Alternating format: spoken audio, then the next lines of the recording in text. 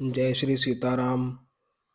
बालकांडे एक पंचांशः सर्गः। इस सर्ग में शतानंद जी के पूछने पर विश्वामित्र का उन्हें श्री राम के द्वारा अहल्या के उद्धार का समाचार बताना तथा शतानंद द्वारा श्री राम का अभिनंदन करते हुए विश्वामित्र जी के पूर्व चरित्र का वर्णन करना है। अब कथा। परम बुद्धिमान विश्वामित्र जी की बात सुनकर महातेजस्वी महातपस्वी शतानंद जी के शरीर में रोमांच हो आया। वे गौतम के ज्येष्ठ पुत्र थे। तपस्या से उनकी कांति प्रकाशित हो रही थी। वे श्री रामचंद्र जी के दर्शन मात्र से ही बड़े विस्मित हुए। उन दोनों राजकुमारों को सुखपूर्वक बैठे देख शतानंद ने मुनिश्रेष्ठ विश्वामित्र जी से पूछा, मुनिप्रवर, मेरी यशस्विनी माता अहल्या बहुत दिनों से तपस्या कर रही थी। क्या आपने राजकुमार श्री राम को उनका दर्शन कराया?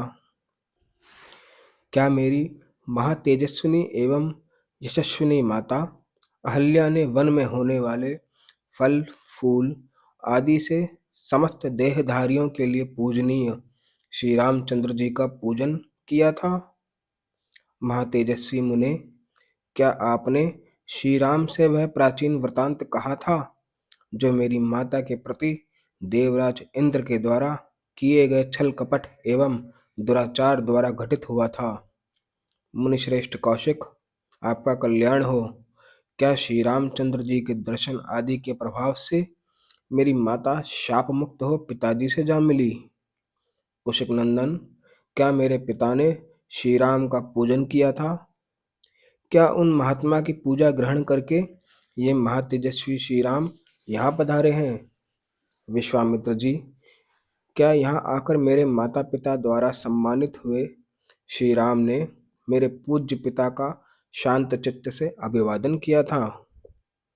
शतानंद जी का यह प्रश्न सुनकर बोलने की कला जानने वाले महामुनि विश्वामित्र ने बातचीत करने में कुशल शतानंद को इस प्रकार उत्तर दिया, मुनिश्रेष्ठ, मैंने कुछ उठा नहीं रखा है। मेरा जो कर्तव्य था उसे मैंने पूरा किया। महर्षि गौतम से उनकी पत्नी अहल्या उसी प्रकार जा मिली है जैसे भृगुवंशी जमदग्नि से रेणुका मिली थी। बुद्धिमान विश्वामित्र जी की बात सुनकर महातेजस्वी शतानंद ने श्री रामचंद्र जी से यह बात कही, नरश्रेष्ठ, आपका स्वागत है। रघुनंदन, मेरा अहोभाग्य जो आपने किसी से पराजित न होने वाले महर्षि विश्वामित्र को आगे करके यहाँ तक पधारने का कष्ट उठाया है। महर्षि विश्वामित्र जी के कर्म अचिंत्य हैं। ये तपस्या से ब्रह्मर्षि पद को प्राप्त हुए हैं। इनकी कांति असीम है और ये महातेजस्वी हैं। मैं इनको जानता हूँ। ये जगत के परम आश्रय हैं। श्री राम, इस पृथ्वी पर आपसे बढ़कर धन्यातिधन्य पुरुष कोई नहीं है, क्योंकि कुशक नंदन विश्वामित्र आपके रक्षक हैं, जिन्होंने बड़ी भारी तपस्या की है। मैं महात्मा कौशिक के बल और स्वरूप का यथार्थ वर्णन करता हूँ। आप ध्यान देकर मुझसे यह सब सुनिए। ये विश्वामित्र पहले एक धर्मात्मा राजा थे। इन्होंने शत्रुओं के दमन पूर्वक दीर्घ काल तक राज्य किया। ये धर्मज्ञ और विद्वान होने के साथ ही प्रजा वर्ग के हित साधन में तत्पर रहते थे। प्राचीन काल में कुश नाम से प्रसिद्ध एक राजा हो गए हैं। वे प्रजापति के पुत्र थे। कुश के बलवान पुत्र का नाम कुशनाभ हुआ। वह बड़ा ही धर्मात्मा था। कुशनाभ के पुत्र गाधी के नाम से विख्यात थे। उन्हीं गाधी के महातेजस्वी पुत्र ये महामुनि विश्वामित्र हैं। महातेजस्वी राजा विश्वामित्र ने कई हजार वर्षों तक इस पृथ्वी का पालन तथा राज्य का शासन किया।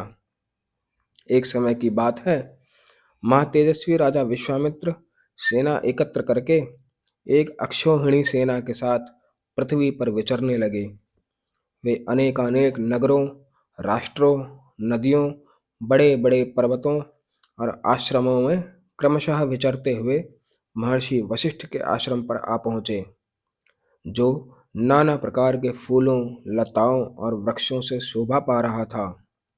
नाना प्रकार के मृग वहां सब और फैले हुए थे तथा सिद्ध और चारण उस आश्रम में निवास करते थे। देवता, दानव, गंधर्व और किन्नर उसकी शोभा बढ़ाते थे। शांत मृग वहां भरे रहते थे। बहुत से ब्राह्मणों, ब्रह्मर्षियों और देवर्षियों के समुदाय उसका सेवन करते थे। तपस्या से सिद्ध हुए अग्नि के समान तेजस्वी महात्मा तथा ब्रह्मा के समान महामहिम महात्मा सदा उस आश्रम में भरे रहते थे। उनमें से कोई जल पीकर रहता था तो कोई हवा पीकर। कितने ही महात्मा फल मूल खाकर अथवा सूखे पत्ते चबाकर ही रहते थे। राग आदि दोषों को जीतकर मन और इंद्रियों पर काबू रखने वाले बहुत से ऋषि जब होम में लगे रहते थे। वालखिल्य मुनिगण तथा अन्यान्य वैखानस महात्मा सब ओर से उस आश्रम की शोभा बढ़ाते थे। इन सब विशेषताओं के कारण महर्षि वशिष्ठ का वह आश्रम दूसरे ब्रह्मलोक के समान जान पड़ता था। विजयी वीरों में श्रेष्ठ महाबली विश्वामित्र ने उसका दर्शन किया। इस प्रकार श्री वाल्मीकि निर्मित आर्ष रामायण आदि काव्य के बालकांड में 51वां सर्ग पूरा हुआ। धन्यवाद।